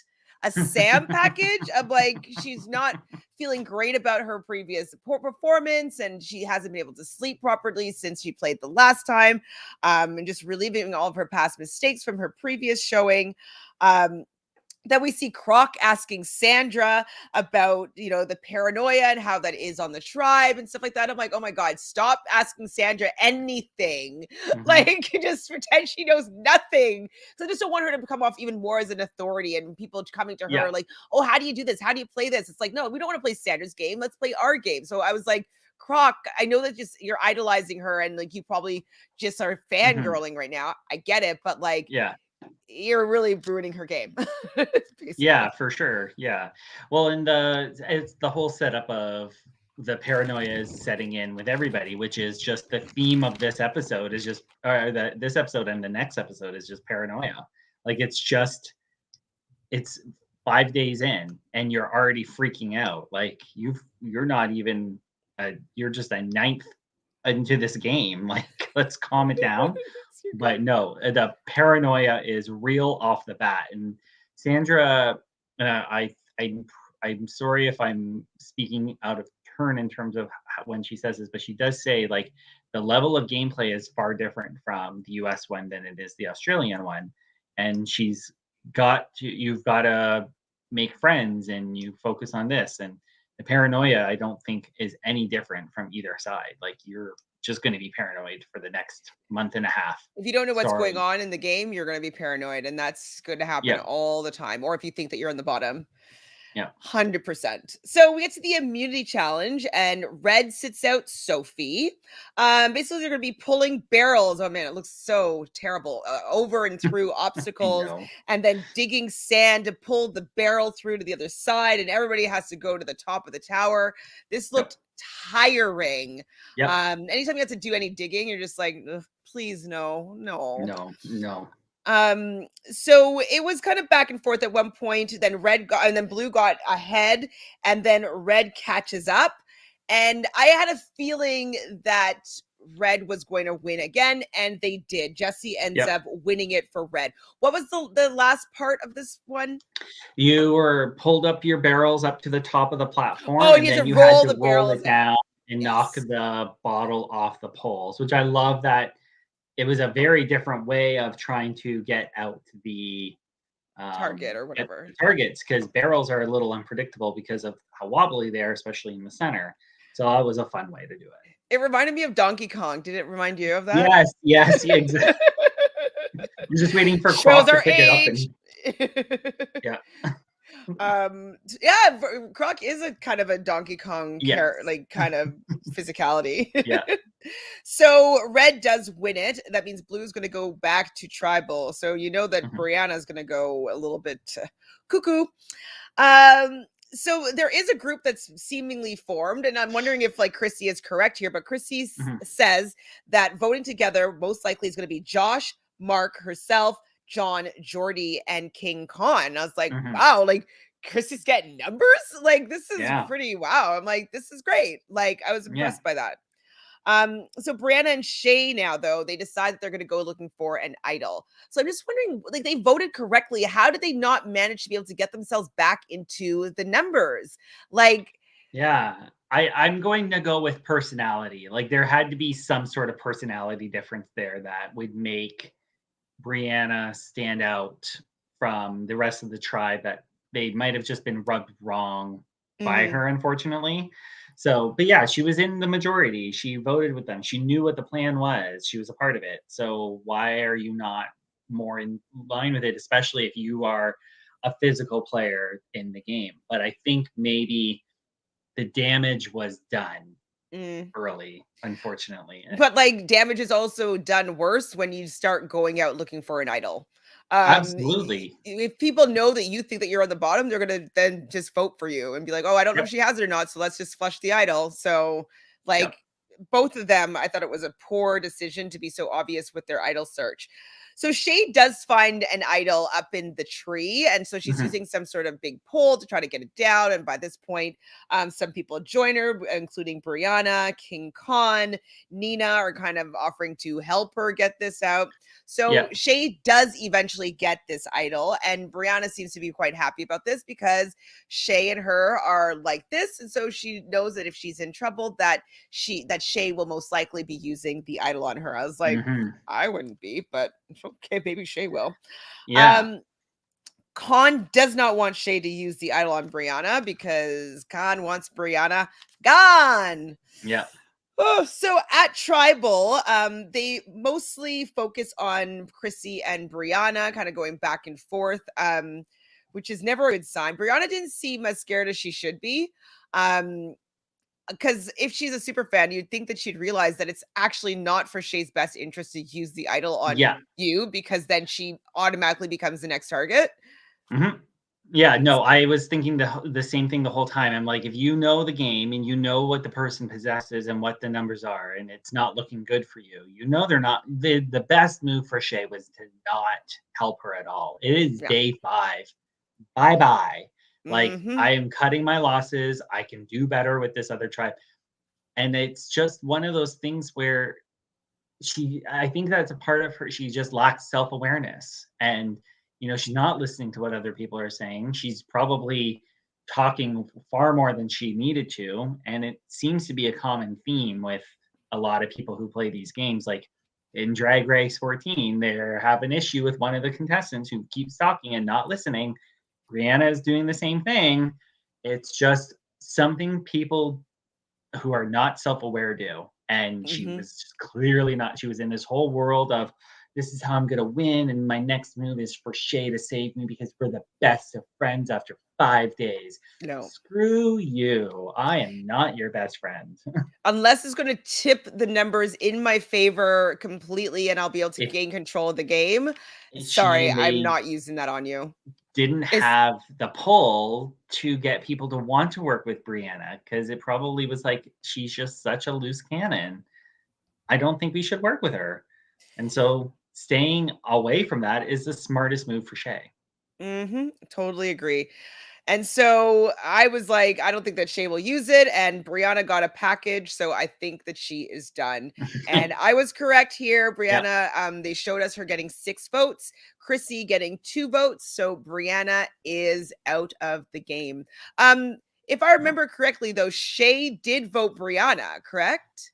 Shay voted Brianna. Mark was the rogue vote for Chrissy. And I think I'm going to assume that was so that he could cast shade on Shay. Exactly. No. So throw Shay under the bus if he needed to. Yeah. And so I was like, oh, that's my second player that's out of here. Yikes. Yes. So we're back over at Blue. Poor Blue. They're great at rewards, but they're terrible at tribe or immunity challenges. We see Con carving out the letters, and Nina really wants him to carve out the letter B. And like, was it actually B is for Brianna? And like, they're like, oh yeah, we're going in order. Andy, Brianna, and then Chrissy's like, no. I thought that was funny, but what was the reason for the B? Was it for Brianna? Actually? Yeah, it was for Brianna, and Chrissy would have warrant to be concerned as the next alphabetically in line to go. That'd be hilarious, though. We're not playing Sean Kniff's strategy from season 1. Hopefully, nobody is adopting the alphabet strategy ever again. No, I tried that in the game. It did not work. No, everybody would be pissed that, like, you know, that chant their game gets like held on to chants like that. No, I would be pissed too. So it was funny, her reaction. And this is also where Chrissy just learned the word blindsided. And I was like, I guess it was a blindside. Chrissy, yes, it was a blindside.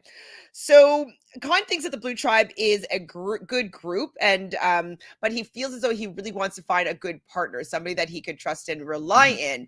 And he decides that Mark is this person that wants to be maybe his final two, or just his, you know, his closest ally. And so when he goes and asks Mark kind of, how they edited it anyways, kind of takes a moment, and then he agrees to it. But I was like, that was a long moment. You have to say yes right away, or else you look shady. But it didn't seem as though Con took it as shady as it seemed like it in the edit. So what do you think about this duo?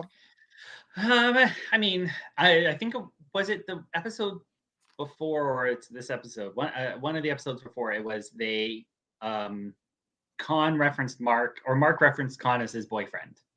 And I thought they were original. I thought, okay, well, this is already a relationship that's forming. And I think that it's a great idea for Mark to have another person who's a bigger target than he is, especially if he's getting labeled King Con. So it's good for Mark to take on another person. And because Mark is a man of few words, he probably could, I get the vibe that you just walk up to him and you feel trust with him immediately. He's a man of the army, a father.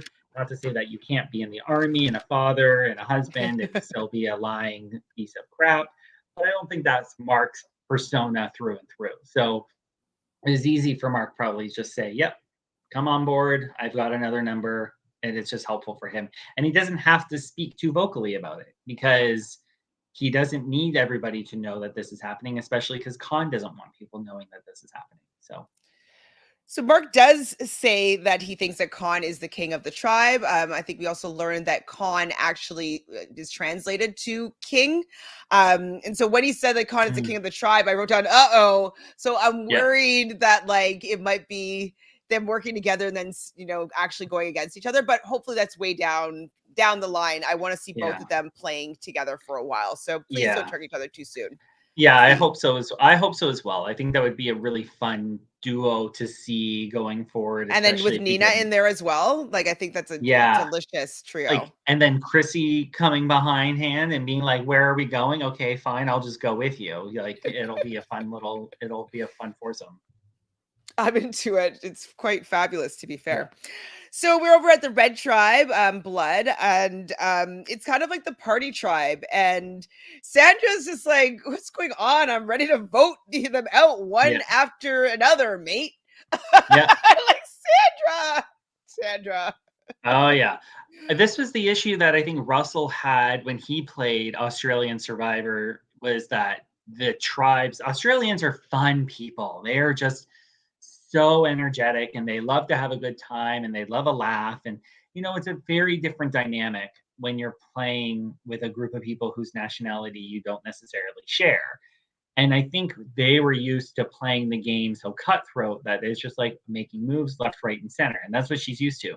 But what's great about Sandra is she's adopting a little bit of this. We're not seeing maybe too much of it. Oftentimes when you're seeing Sandra in the tribe, she's got her little bit of a scowl on. Sure, she's interacting, but she seems to not. She's like standing over her group and is like, I'm watching all of you, because that's what she's doing, and that's how she's playing the game. But she's probably still getting in there because she knows that she needs to. Russell just didn't. It was his way or the highway. Sandra's Right. like, it'll be my way, but I will take some of your there. lead to get there as well. And which shows that she is a superior player to Russell. 100%. Well, that's a good strong list above Russell in terms of superiority. So. So Sandra wants to push David, and I thought that this was a pretty obvious choice. I would want to push David as well. It just would be someone easy. No one's going to be mad that they're, you know what I mean? Like it's just, that's who I would be kind of focusing on. But she obviously wants to make it think that's everybody else's idea, which is also great. But then we learned from David that it was Brianna's dream to play this game, and so my heart did go out to Brianna, but she did a terrible job, unfortunately. And so David calls out Sandra to to other players of being the person that should go out next, and talks about her being strong. And we see him talking to many people. They don't seem to, they just kind of be nodding, but they don't say like, yes, you're right. Yes, that's what we should do. It didn't seem like that's what the plan was in action. They just seemed like they were listening, but not necessarily entertaining.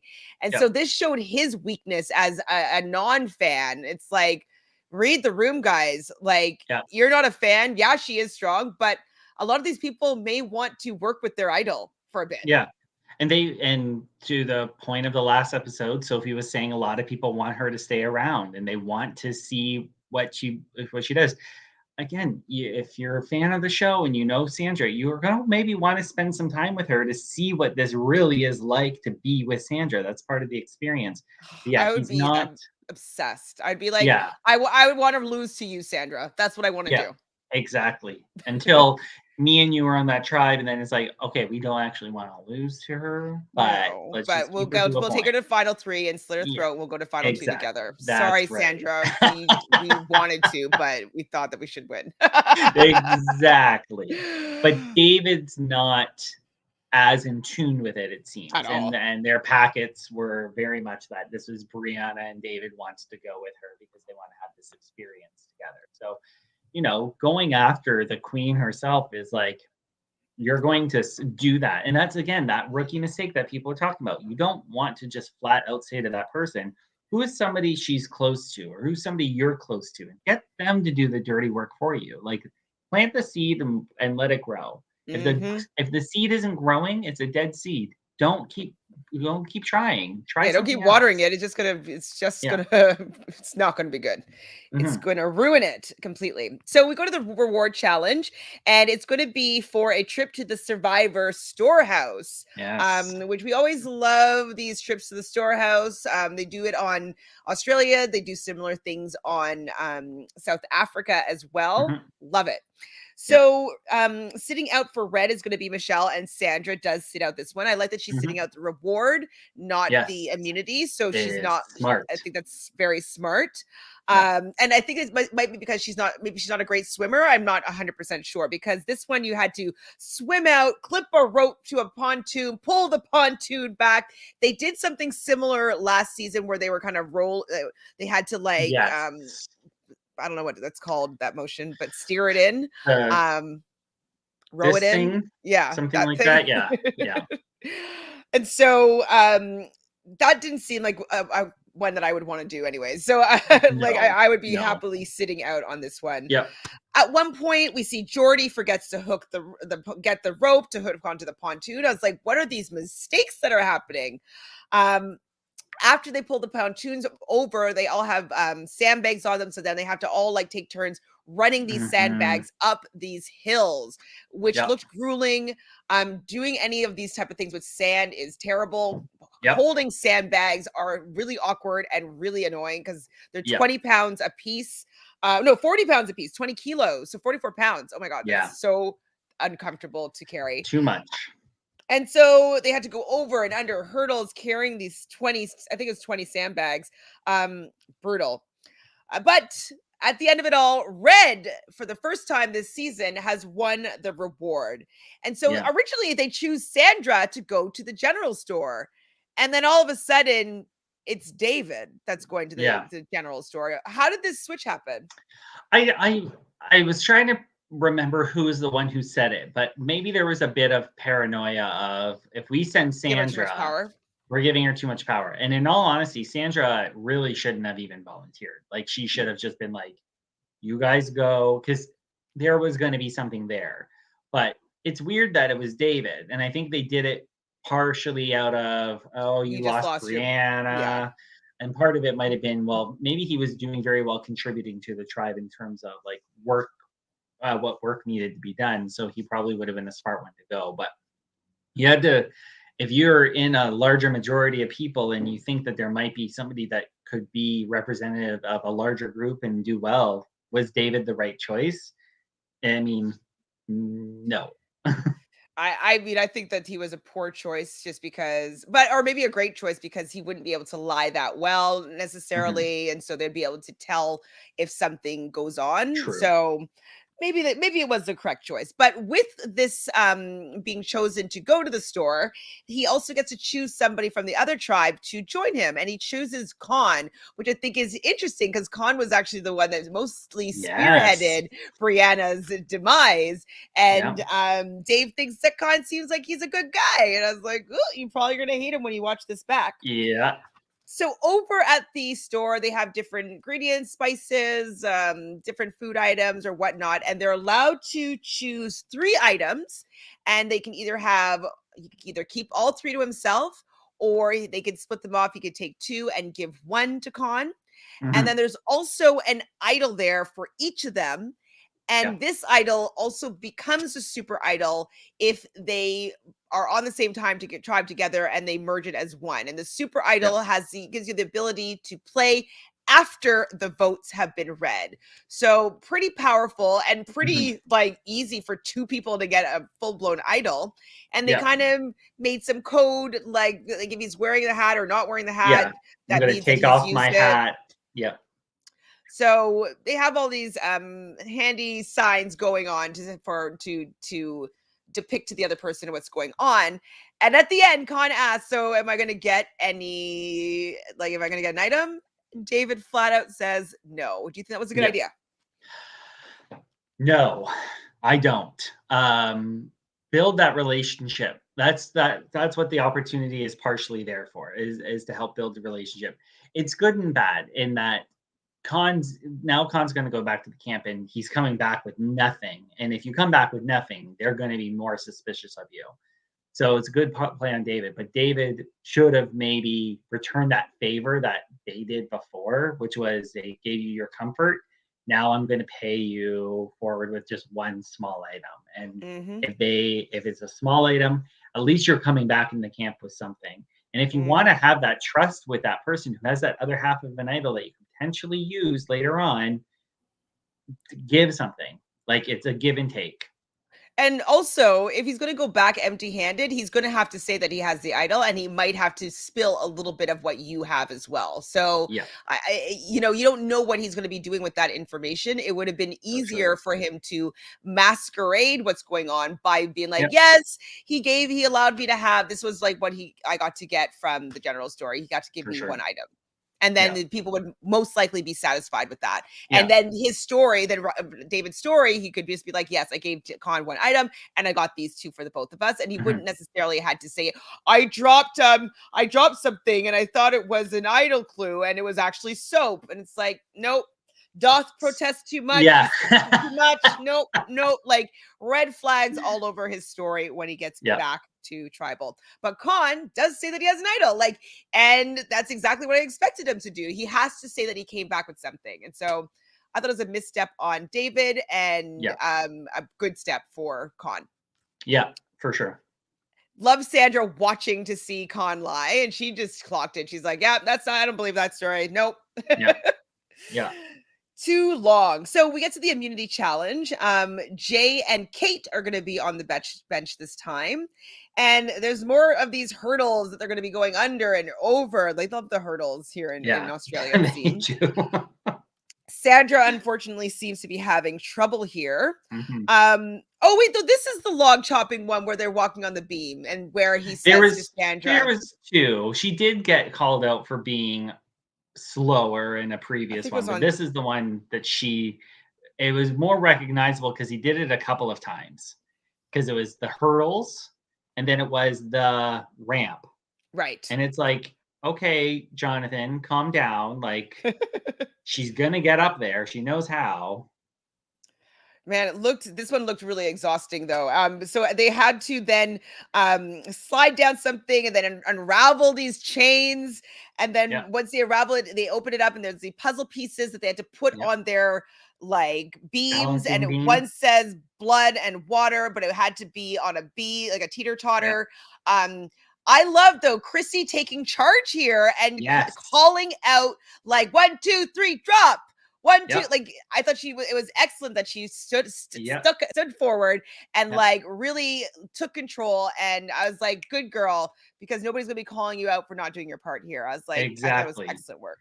And it was perfect for her just to be able to control it with it being involved in the challenge. Because at that point, you're got one caller basically and 4 people, 2 people who are elevating the other 2 people who are putting him on, because you can't have everybody doing that at once or else it's just going to completely fall apart.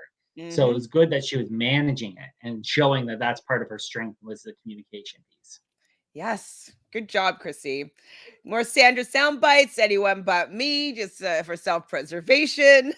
But so what ended up happening was, for the first time, everything kind of flipped this episode because Baloo is going to be going to tribal council instead. Red was going to tribal council. I mean, sorry, Red is going to tribal council instead of Blue. You knew what I meant. You knew what I meant. And this is where Sandra's really in that self-preservation time. It's time to throw David under the bus. David wants to strike at Sandra.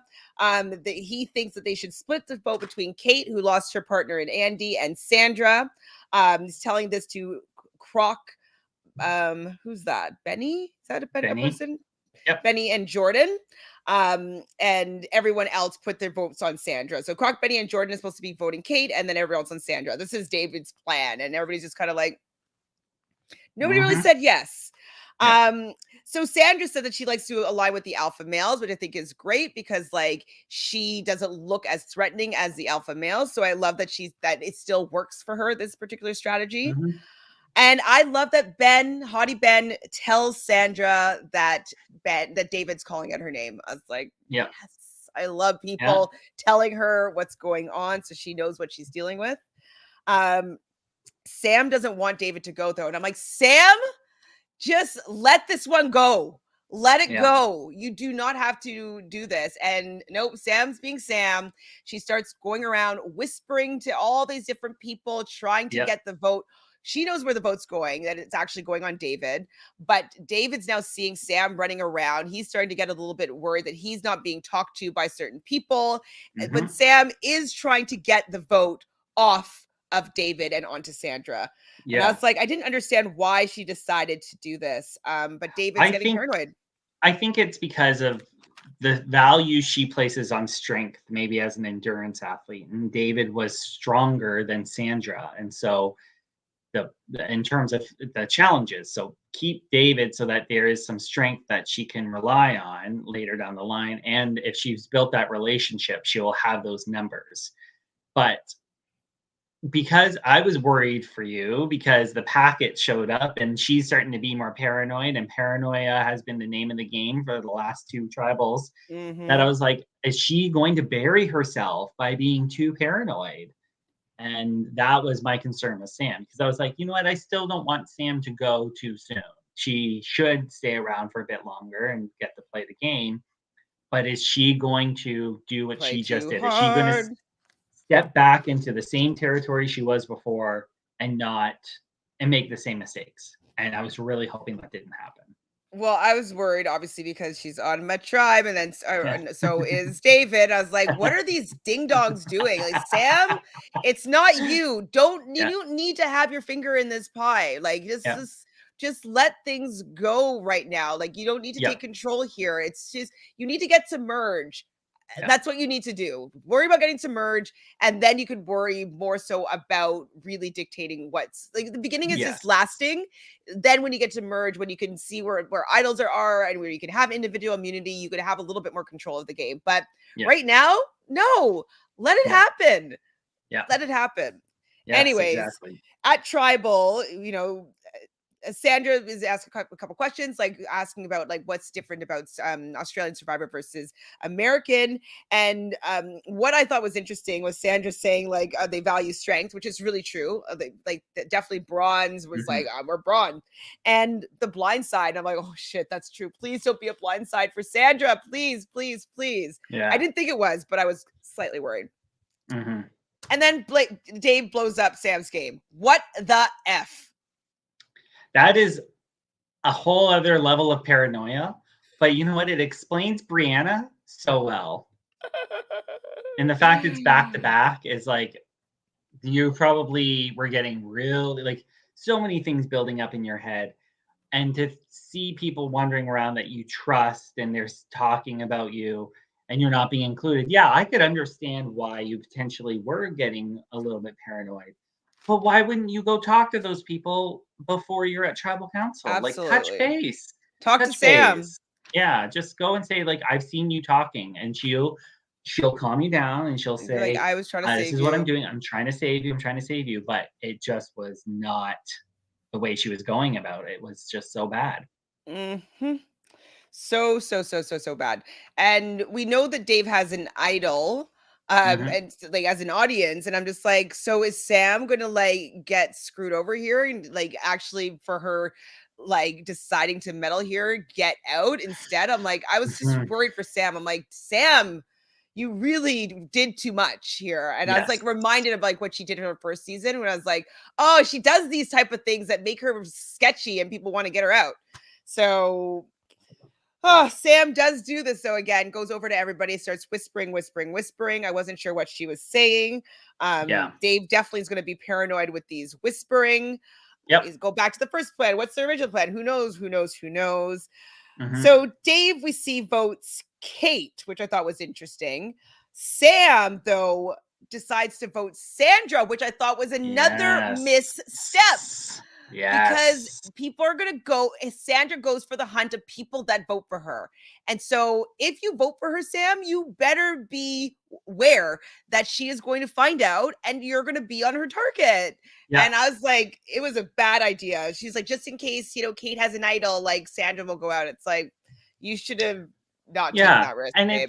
And I know that she was on the list of people to go, and that was the person she was targeting. But if nobody is following through with this and nobody wants to be a part of it, and you are now on the bandwagon of voting out David because he's causing you stress, don't throw that one vote for her. If you're going to do it, throw it for somebody completely random and just like, you know, I'm going to vote for Michelle, or I'm going to vote for Sophie, or I'm going to vote for one other person, and just cause that paranoia. Because then what would have worked for Sam is, maybe Sandra was the one who was doing this. Like she knew what was going to happen, but maybe she voted for this person, but it would have backfired in Sam's face no matter what. So. Oh my God. Travel Jelly says, oh my God. I was like, thank you, Dave, for blowing up your game. It allowed Sandra to surpass Russell. Exactly. Very true. It did, because she's lasting past 3 episodes now because Kate does end up getting the majority of the votes. Dave does use his idol on himself. And so Kate, another person from my team, the sister, I believe, of Andy, is out of the game in 3rd place. And this episode should have just been called Collateral Damage, because there was like, it was a little shocking. Like after the votes came in and I saw Kate and I saw Sandra, I thought for sure it was going to be a tie and they'd have to revote. And then I was like, okay, well, Kate's going to go. But Kate was gone with 3 votes. And you're like, she wasn't even like the primary target in that list of people who were going to get votes. So it was poor Kate. She also didn't do anything though to save herself or fix something or get votes off of her. So exactly. She didn't deserve to stay there over anybody else, really, for the fact that she didn't even try at all. Yeah. So we did it. Okay, we're gonna do better every single week. Yes. We're gonna get tighter. This was longer than I was hoping that it'll be, but not by too much. So we can tighten this up for sure. Thank you, everybody in the chat. I'm sorry that we weren't able to get to all your comments. Doing 3 episodes in a succinct amount of time, it just doesn't allow us enough time to really go through everybody in the chat. So I will take a peep through and maybe answer some of them in the comments, or if you really want us to answer it, please repost that question in the comments box, and then we'll go through within the next few days and maybe take a look and answer some of those questions. Yeah. So sorry we couldn't get to them today, but thank you, Ron, for being here. This was still fun, even though that always was like, fun. gosh darn long. But we will tighten it up and get it into an hour and a half, and it will be an hour and a half Sundays. Will be perfect. Yes. So do you have anything going on that you would like to tell the people that may be watching? Oh, gosh, no. This is the only thing I do with my life is watch reality TV shows and then help comment along and promote it. So keep following along on Reality Realness with 3 S's. Thank you. It's by far the best channel on YouTube. Yes. Thank you, Ron. And thanks again, everybody in the chat, for your participation here. We love talking with you usually. I'm sorry that we just had so much content to get through that we didn't have enough time to get to all your comments. So if you haven't done so already, subscribe, like this video. It helps the algorithm. We just want this to be a really fun experience for a lot of people. So just do that, please. And if you want, I will be going live in a couple hours to talk about Celebrity Big Brother. So join us then, or myself anyways. Maybe Ron will join me again if he's not sick of me yet. We'll see what happens. Bye. Bye.